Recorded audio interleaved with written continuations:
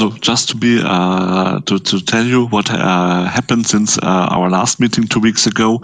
Like I said, I had some great business contacts asking for virtual worlds really in production. So they want to use them for education, for holding workshops, and specifically they ask for some features like the new presenter, and also the scripting engine will be quite useful.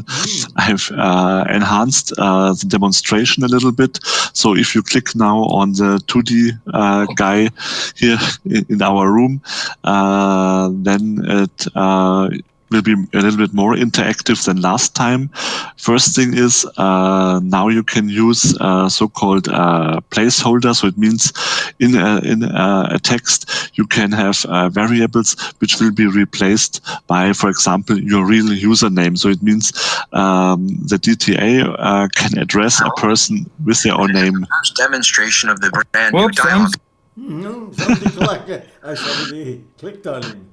Yeah, and if you click on that virtual person a second time, then a real dialogue will come up, and you can ask at the moment 2 questions and get answers for them without voice. Well, so there we go. But I couldn't resist that the first thing will be a spoken text, and it will address you personally. And it works.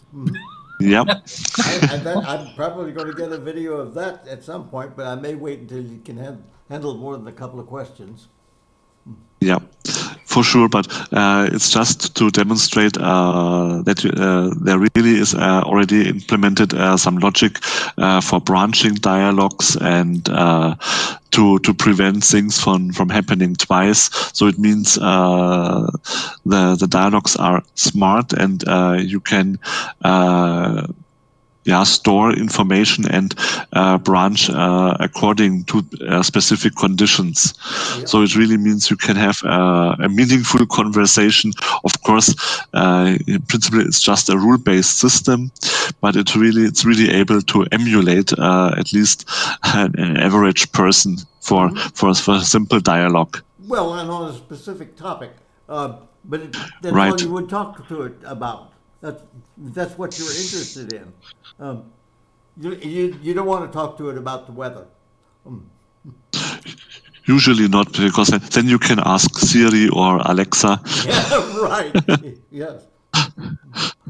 That's very good. That's good. I'm looking at now the presenter I'm looking at actually is in the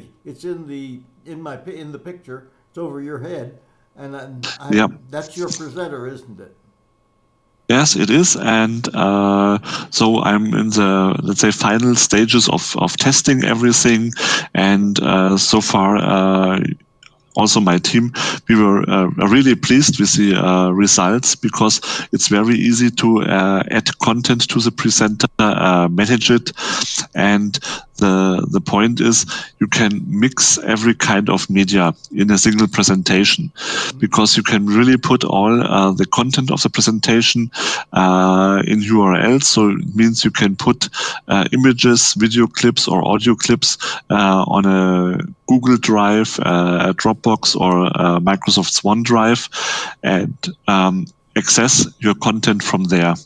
So it means you retain full control over your, let's say, intellectual property, but you can display and present it to everybody else in the room.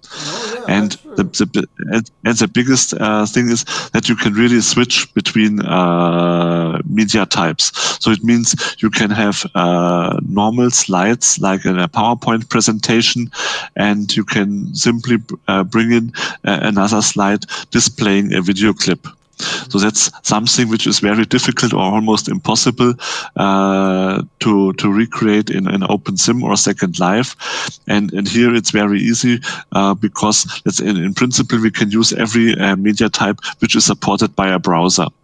Yep. Well, as a matter of fact, I'm thinking I could put a page of my blog on it, and because I have edit rights, I could edit that page right in front of everybody's eyes if I wanted to. And they would see my edits. changes. Yeah, just let me check if it need to do it in real time. Yeah, here we are.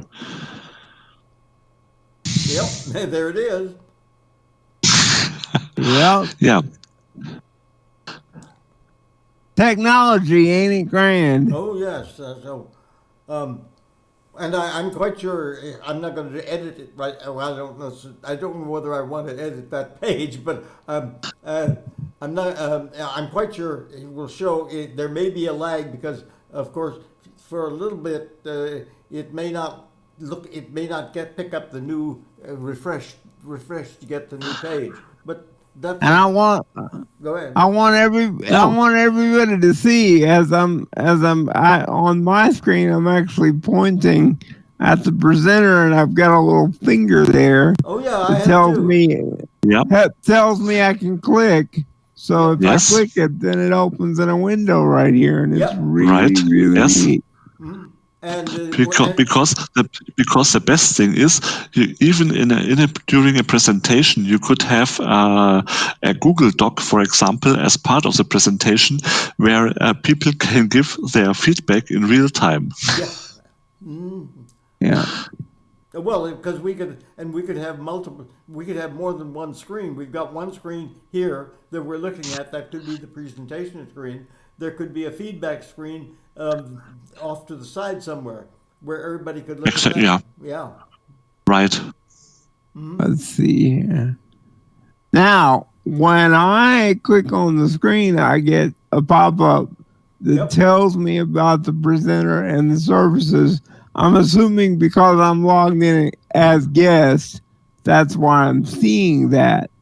Yeah, so, that's right. So you need to be I'm telling people this because we're taking a video. You need to be logged in as a registered user to take full advantage of all of this. But if I click on that as a registered user, I would see exactly what you're seeing in the window there. Yeah, I would expect so. Only more legible. Well, Yes, and if you have administrative rights, then you could even change the contents of the presentation. So it means you could add slides, delete slides, or change the order of slides. Or in principle, every slide is just a URL. Yeah. Well, yes. So, which makes it very easy to accumulate the presentation. I just clicked on it, and I realized I'm an administrator here or something, so I get a presenter HUD. Yeah. So I could use this to do the presenting. Yeah. Right. So you could switch through the slides, and everybody else would see what you are seeing then.